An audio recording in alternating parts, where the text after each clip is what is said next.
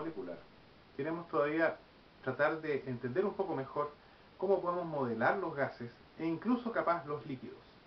Para lo cual podemos usar la ecuación de estado que ya conocemos, que es la ecuación ideal de los gases.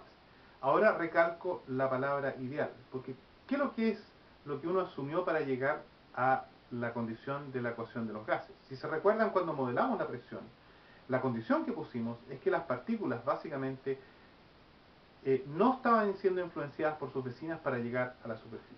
Cuando escribíamos que la presión por el volumen era igual al número de moles por la constante de los gases por la temperatura, estábamos suponiendo que las partículas no tenían volumen.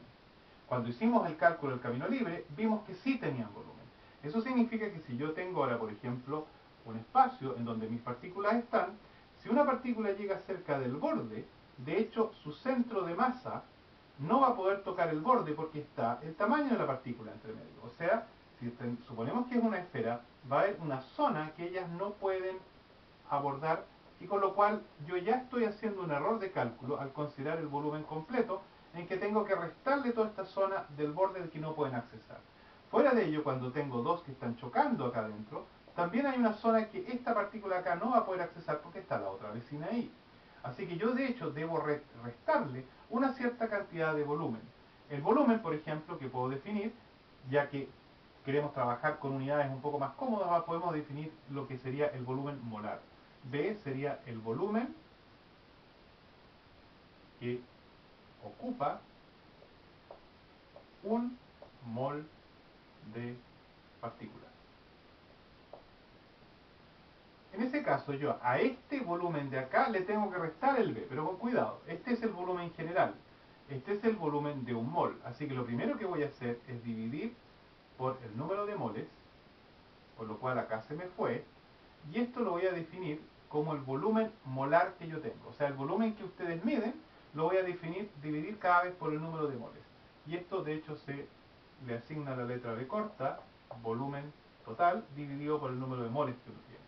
Y la primera corrección que yo ya puedo hacer, lo puedo escribir acá abajo, es la presión por este volumen molar menos el volumen propio va a ser igual al RT. Y ya estoy teniendo un comportamiento un poco distinto. Si yo ahora lo despejo, obtengo lo siguiente, B menos B, y si ahora lo grafico, por ejemplo, P contra V, normalmente sin este efecto yo tendría una curva de este tipo, pero con este factor acá, lo que yo voy a obtener es una curva que aquí va a irse a infinito antes, o sea que es de este tipo. O sea, ya desplacé la curva hacia un lado. Lo segundo que deberíamos considerar, porque esto es básicamente la parte repulsiva, pero hay una parte atractiva que es importante. Si una partícula es atraída por sus vecinas, y yo encuentro acá el borde, esta partícula va en dirección del borde a impactar, lo cual va a significar presión, como ya vimos. Sin embargo, si el resto la está atrayendo, la va a ir frenando. Y eso va a significar que va a llegar con una menor velocidad a la superficie por efecto de la atracción del resto que está experimentando. Así que, como va a ser frenada, va a llegar con una menor velocidad. Con una menor velocidad significa que va a traspasar menor momento. Y menor momento significa al final que yo voy a tener una reducción de la presión. En consecuencia, yo tengo que considerar que a esta presión de acá le tengo que restar el efecto de las restantes partículas. Ahora, ¿qué es lo que le tengo que restar? Es algo que tiene que ver con el número de partículas, pero también tiene que ver con las partículas que están impactando. Tiene que ver con el número que impacta y tiene que ver con las vecinas que tiene. Tiene que ver con el número de partículas al cuadrado.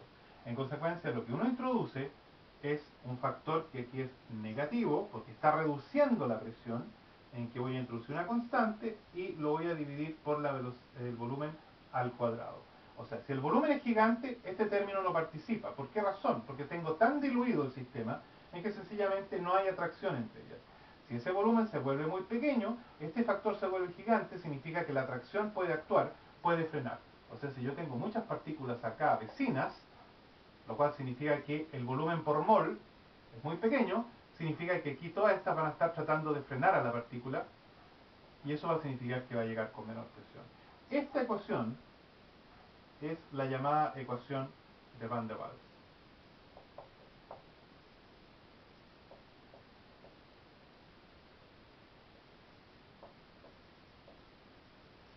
que describe no solamente el comportamiento de un gas real, sino también describe el comportamiento del cambio de fase. Y eso es un caso muy interesante.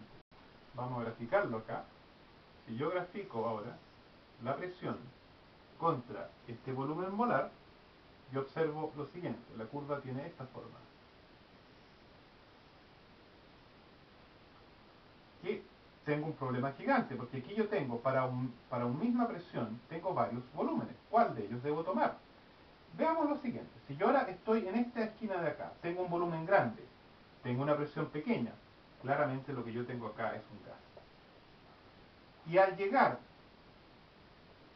a esta altura, lo que va a hacer, si yo voy, por ejemplo, reduciendo el volumen, reduciendo el volumen, reduciendo el volumen, yo llegué a este punto, ahora se desplaza la curva por acá, y desde este punto empieza a subir nuevamente por aquí. El comportamiento que estoy teniendo en esta parte es la de un líquido.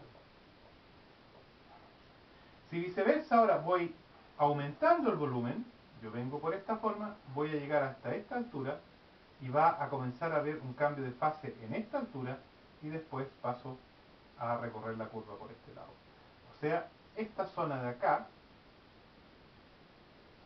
representa el cambio de fase.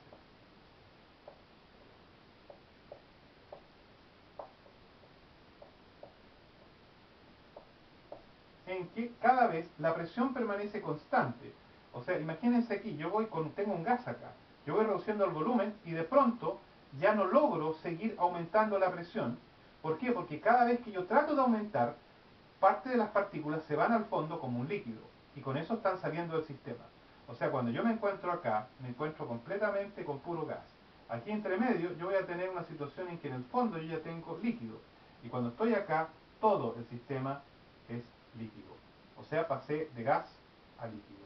Y cuando aquí estoy yendo en la dirección opuesta y estoy agrandando el volumen, el sistema va a funcionar al revés. Empieza eh, en buenas cuentas, a evaporarse hasta que yo tengo la situación de acá. Pero eso ocurre en la parte de acá arriba, a una presión que es un poco superior, que es la con que yo traigo esta parte que es muy empinada, que es el típico comportamiento de un líquido en que yo tengo una baja compresibilidad. Y aquí tengo una alta compresibilidad. Puedo hacer una gran disminución de volumen con una pequeña cantidad de presión. Comportamiento de gas, y el otro comportamiento de líquido. Eso es lo que cierra ahora nuestro paseo por lo que era la física molecular. Vamos a ir ahora a lo que son los átomos y el comportamiento capaz no tan intuitivo que representan los átomos y la mecánica cuántica.